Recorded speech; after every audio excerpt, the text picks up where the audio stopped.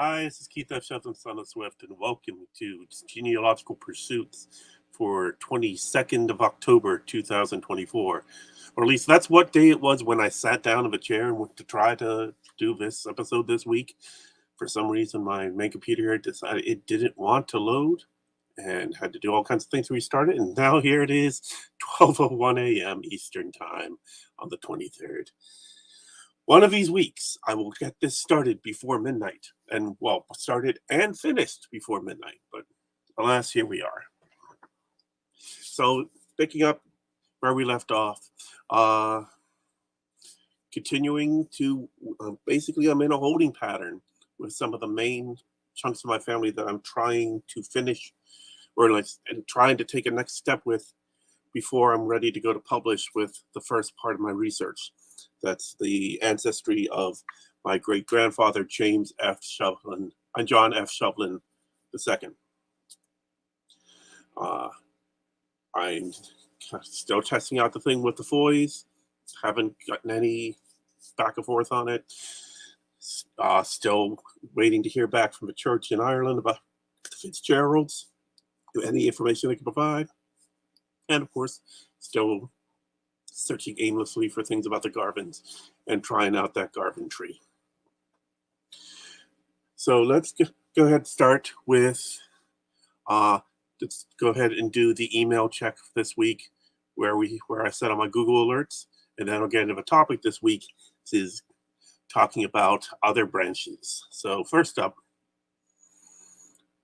this week in the Google alerts for the Angevines and Shovlins, let's see, Angela, and we have a reference to Madeline Angevine, Puget Sound, Vineyard, Angevine Farm. They pick up a lot. See, Tim Angevine on Facebook, who's an Orioles fan. Amusio A.B. Angevine on YouTube. Let's see, Pleasant Memory comet sighting photo by Craig Angevine on Instagram. Eric Angevine on Instagram.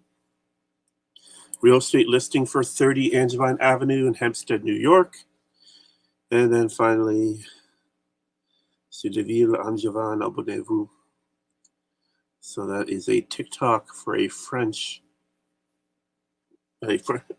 TikTok for Mr. T Fishing, who went to an Angevine village.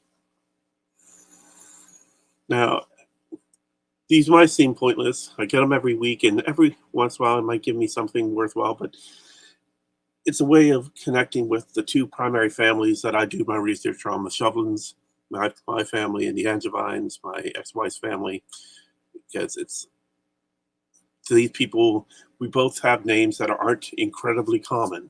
So when we find people that have those same surnames, they are most likely cousins. So in a way of connecting and possibly finding information, finding more stories, see what else I can find out there. And of course, that gives them a fuller view of the family history, not only for myself, my ex-wife, but also our children. So, all right, now to the Shovlins. Okay. Shovlin reacts to frustrating sprint qualifying. All right, so this is Andrew Shovlin, Mercedes Trackside Engineering Director. I mentioned that he didn't have anything in last week. Oh, he must have said frustrating. Oh, Andy. Frustrating. Well, I did say squint instead of sprint, so. See, he's made a W15 upgrade declaration. Mercedes, Ferrari, Mercedes, more Mercedes, all this Formula One racing. Mercedes, yeah, that's a ton of them. Huh. That's interesting. Des Cahill having the time of his life as Kalua's koalas footballers finally get their day in the sun from the Irish Times. Kona Callahan, Oath Koala, in action against Kilmacud Croaks, Ben Shovlin. So,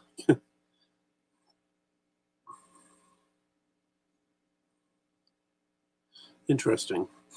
So, Ben Shovlin playing, that would be football, or Irish school football we call soccer. Here we are again, more of that for the first Dublin football title. Stanford freshman RB Chris Davis is fired up to play SMU, and there's a Shovlin somewhere in that. Michael Schumacher still holds fastest lap record despite Lewis Hamilton's win dominance. Oh, that's more Andrew Shovlin, Mercedes. And that's it. Bunch of Mercedes. So, I hope my cousin Andrew is doing well. Distant cousin, not sure. All right. So speaking of cousins, here's the genealogy tip and where I am with my research this week, since I'm still in a holding pattern with the key strands that I'm looking on. Last week I talked a bit about filling out the branches, and that's the main thing I've been working on. So this is Mary Ann Molly Shovlin. Now I have a picture of her with her father, John Francis Shovlin, who is John Francis I. That is my great-great-grandfather, so she is my great-grand-aunt. Born in Luzerne County, Pennsylvania, moved to Bradford County. Now, the picture I have is with her and her son Eugene and my great-great-grandfather, and it was when he was getting up a year, so it was like Eugene is in his uniform back from World War II. So that would have been like 1944, 45. And my great-great-grandfather died in 1947. Now, she married into the Cahill family. And I've heard a lot about the Cahills over the years, even though that's great-grand-uncle family. It still comes up. Growing up in Pittsburgh, there are Cahills around. And it was just a name that we knew in the family history that was somehow connected. So I decided to fill out the tree a little bit. I'm at dead ends and holding patterns for all the other parts of the tree that I'm doing research on right now. And I don't want to jump hard into working on another part of the tree and just end up getting distracted and upset when I hit another dead end or another roadblock, another frustrating delay. So I decided to fill out Mary Shovlin's tree and with her husband Thomas Cahill. So as you can see, I have here a full family list because what I did was, just as I said, I'm exploring another branch. I do this because by filling out these other branches, I hope to be able to connect with other trees, with people that might have more information about the family I have. Like for my great-great-great-grandfather, James J. Shovlin, who was the first of the Shovlins on my family line to come to America, I basically did at least a little bit of research on each of his children. So that's the brothers of John Francis Shovlin, Mary Ann Molly Shovlin Cahill, her father. But I did research on the cousins there, my great uncles, in order to find my cousins, so that maybe by connecting them together, I get someone that might have more. And that worked out for me so far because I was able to connect with the Breslins, and I was able to connect with Mary Jo Breslin, who lives on the other side of DC from me. And she's just a few years older than me, but she's a generation up. So it's weird how it worked out that way. But she was the one who was able to send me the pictures I have of James J. Shovlin and Elizabeth Fitzgerald and some other major family history things. And I've shared my research with her, and I'm just hoping to find more cousins like that might have the research out there that I just haven't found yet. And I do that in a variety of ways. I do the ancestry DNA, as I discussed last week, but here I'm filling out the branches. Now, so obviously I filled in all these Cahills, and then we have Molly's husband.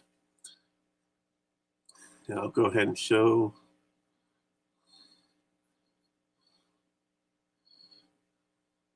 Let's see. So here we have Molly Shovlin, and as she fits in my family tree, then we cut to her husband Thomas. And see, here's what I was able to find just doing some basic searching.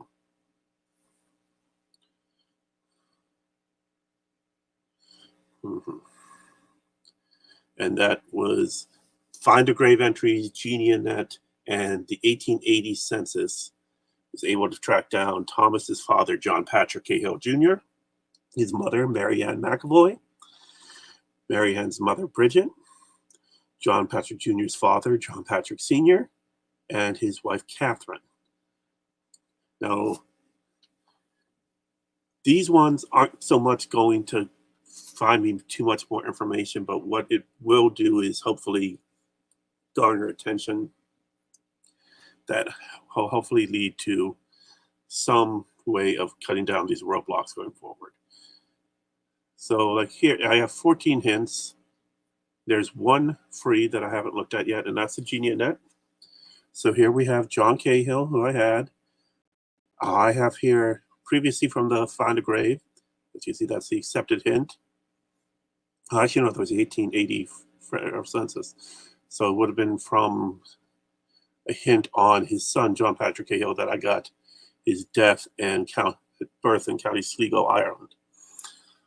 But here's the Genealogical, which is just another network of genealogists sharing their work, and for some reason Ancestry connects with them for free like this. So you see, they have 1835 for birth, same death, but they have a marriage date, a place, and they have the last name for Catherine. So I'm going to go ahead and review this. So there's two ways you can review these hints like this. You can pop them up on the screen here as you're working on the individual. See, it matches some of the names. Yep. John Patrick, Marianne. So compare the two I've got. I had marriage. She died in a couple months. I'm actually going to switch out to death information for that because that tells more of a story in the place. Okay, so that's how John matches up. Now I fill in Catherine McDonald. Of course, I don't know why some people choose to put names all caps, but they're fixed. And of course, the marriage place, it did not have a birth or death date for her. So, of course, connect with John Patrick. All the kids I already had, Michael Lawrence. And now we have new kids, Willie, Marianne, and Catherine. So, saving the tree. That's it for the free hints that I've got on John Patrick Cahill. And that takes me back to 1834 in Ireland. Now they have here potential fathers. Once upon a time, this information was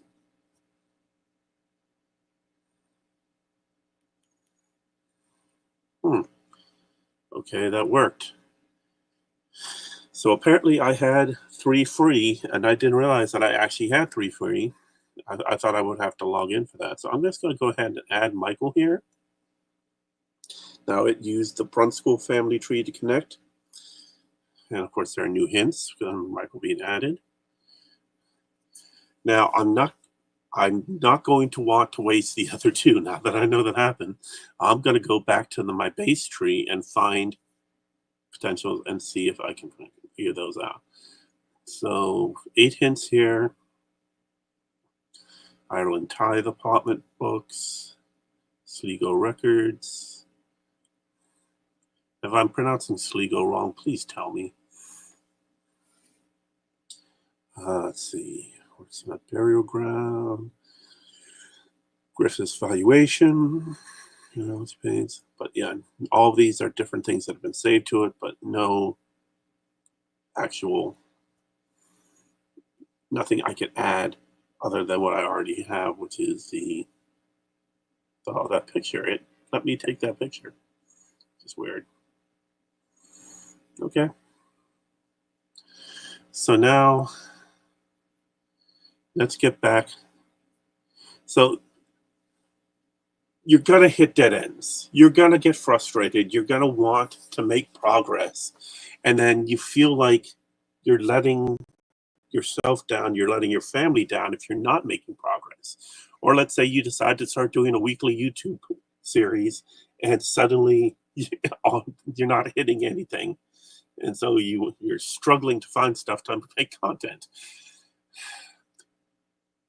Don't get stuck on these other branches going too far. Because now, look, it's going to pop up. It's going to tell me, oh, we have, this is the stuff on time, stuff on other Cahills. I could probably spend a good chunk of time. Like I can go over to Catherine McDonald now that I have her name. And look, 11 hints. 7 hints. None of them free.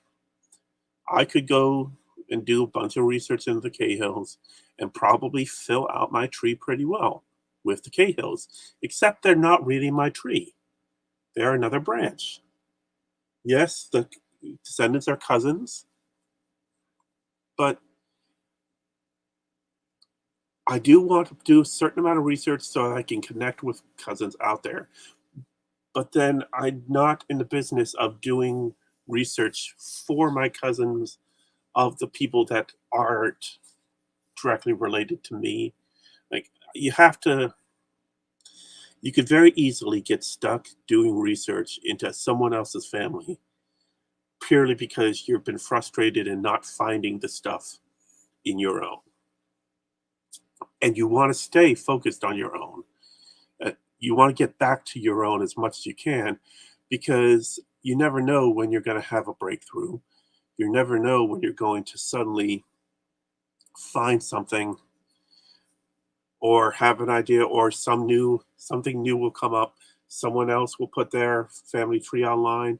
Another source of records might become available, or you'll find a way to access another source of records. Don't let yourself get too distracted. So there we are, all the way back to John Francis Shovlin. And of course, it says 13 hints, but none of them are free. Some of this stuff I did have already. Well, actually, most of the stuff I did have already. So, of course, I'm not going to see any changes here. But now that I'm back on my tree, go to the tree itself. And oh, what the?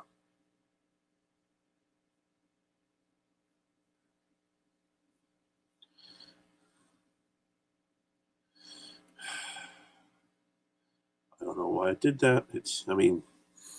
I have an idea, but I'm not a big fan.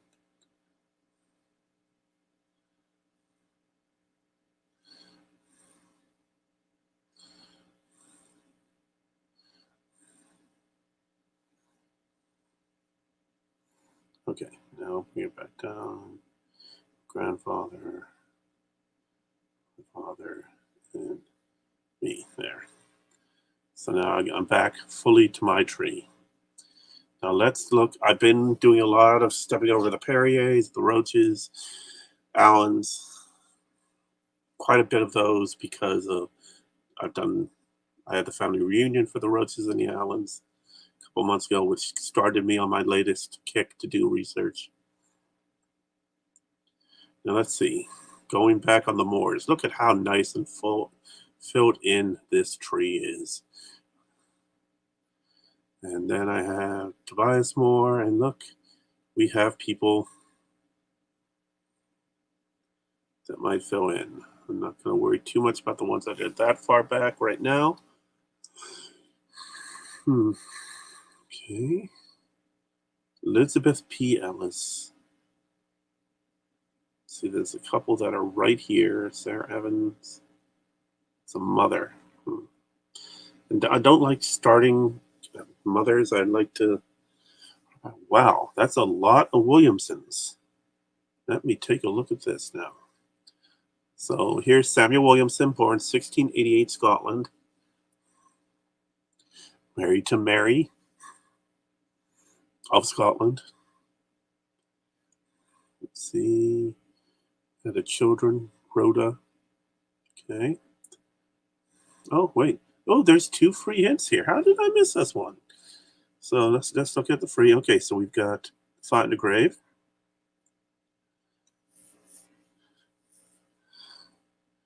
So this stands by the death date that I had, so I can go ahead. I'm not going to worry about it much about that. But now I have, Glenross, Fife, Scotland. How about that, ladies and gentlemen? Not just Scotland now. This is my direct ancestor, Samuel Williamson. I know where in Scotland he was born now because Find a Grave suddenly connected here.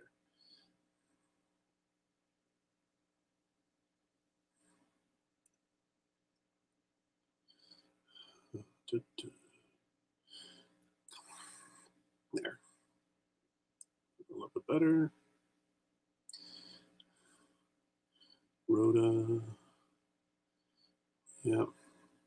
Yep, what I have her. And then we have David and Joseph. Okay. Saw that one. Got new information. Nice, nice. Basically what I had before. Okay, Joseph. Yep. Different death date. Same place, though. Difference of 2 years. Just go ahead and save it without changing that one right now. Okay, so that's the Find a Grave, and then we've got... Oh, this is nice. This is nice. So I don't even need to use those hints that are those free ones. So now we got a middle initial for him. How nice. Samuel J.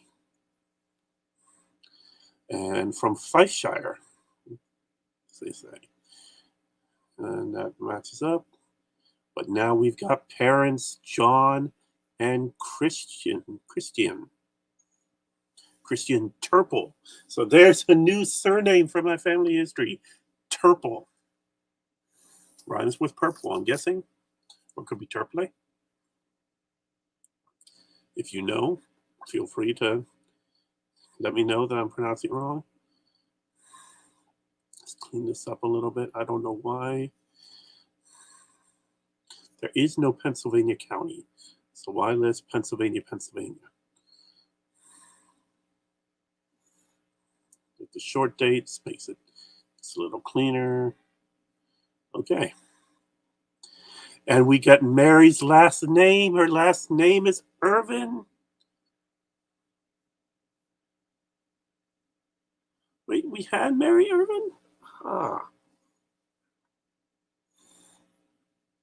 So wait, so that Mary died in 1733. Oh, Samuel, dude. Okay, so apparently from what this is now telling me is my 8th great-grandfather. So that's great 8 times. Samuel Williamson. Now we know he was born Glenross, Fife, Scotland. I have 2 wives listed for him, Mary of Scotland and Mary Ann Irvin, or Irwin. Okay, I had that in there. Now he, born 1688, his first wife, Mary, who is the one I'm directly related to, if looking at the tree, right? She died in 1733. So then he remarried and had additional children. Married, looked like 1745. he married Mary Irvin, who is the one connected here, born 1720. So she was born when he was 12 years old. That's not too bad, a 12-year age difference. Yeah. I mean, that just means, like, in modern parlance, if it was America, she was in kindergarten when he was senior. Okay. No judgment. She gave him several children, so see. Okay. So that's not the Mary I'm looking into. But now I can add this GeniaNet work to my tree. And with that, I now have another generation of Williamsons going back. So how about that, ladies and gentlemen? Now that's just great. All right. I'm not gonna sit here because this could literally take hours. I don't know how much farther this is gonna go back. So, I mean, look at, no, see how everything gets around on? Is it really suggesting that to be Mary Williamson? Oh boy. Okay. So that's a lot I can further back on the Williamsons. And I will do that in the weeks to come. And next week, I will have more on the Williamsons. That's a promise to you. Now, what I need to do now, though, is pay the bills. So first up, thank you for the support of the wonderful new vendor, Sticker Mule. Sticker Mule is a great site for whenever you want any merchandise for promotion, personal material. Obviously, stickers are their forte, but they also do other things as well. So that's custom printing, labels, packaging, t-shirts. They do a lot of free shipping, free online proofs, fast turnaround. I've gotten a couple things made, and of course they send free stickers. And who could say no to free stickers when whatever order you make? Right now, of course, you sign up. Right now, you can get the deals. And this week's deal is $19 for 50 3-inch by 3-inch die cut stickers. So that's pretty awesome. So, like, this isn't the die cut, but it's close. It looks similar to it. But you look at those pictures, and it does give you online proofs. And I've been very happy with the things I've gotten from them. And you should check it out too. So click the link in the description below, and you'll get $10 towards your first order from Sticker Mule. So check that out today.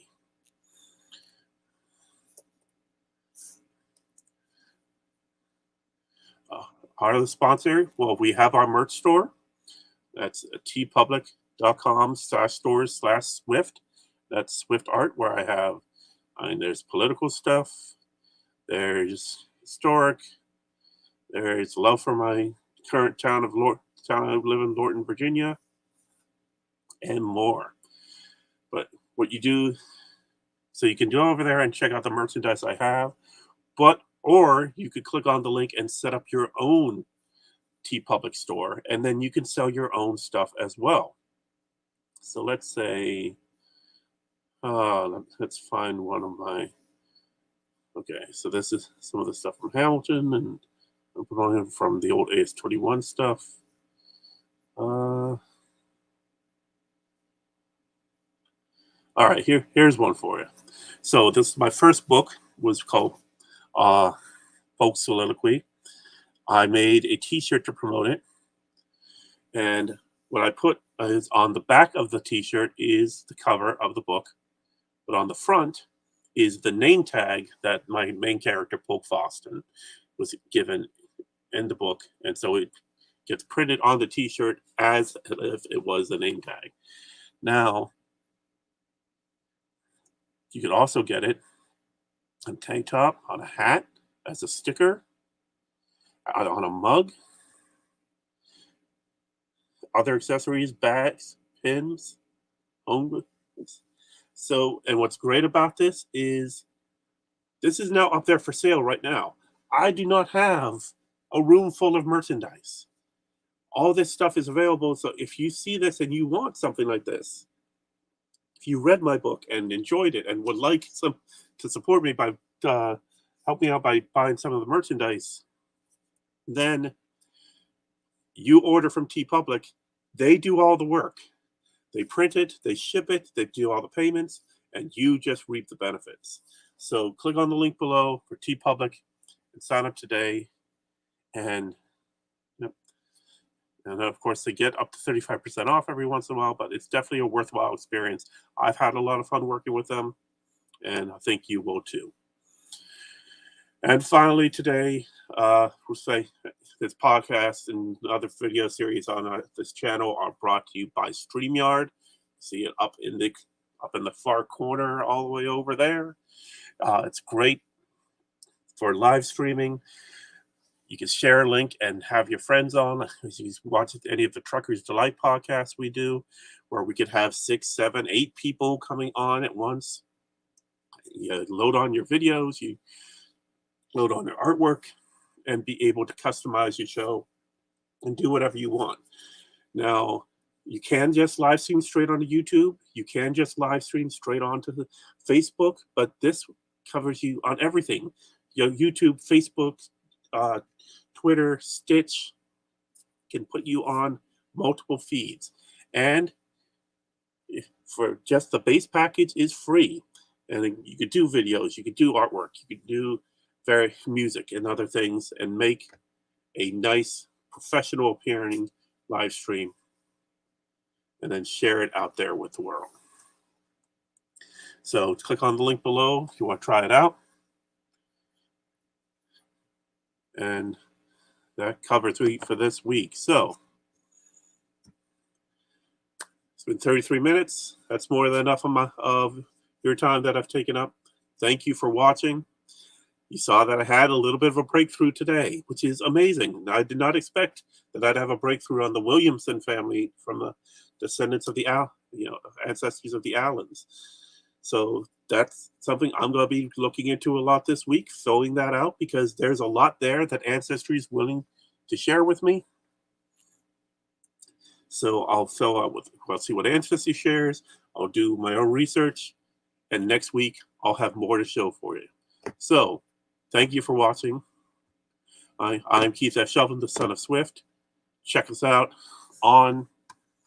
If you have any questions for me, you can email me at shovlin@gmail.com. See the spelling, the Irish spelling, SEIBHLEAIN.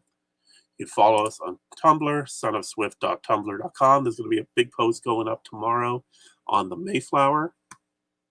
Check out the merch store. And then you can create your own. And of course, I suggest try out Sticker Mule today. All right, ladies and gentlemen, thank you for watching. Have a good night.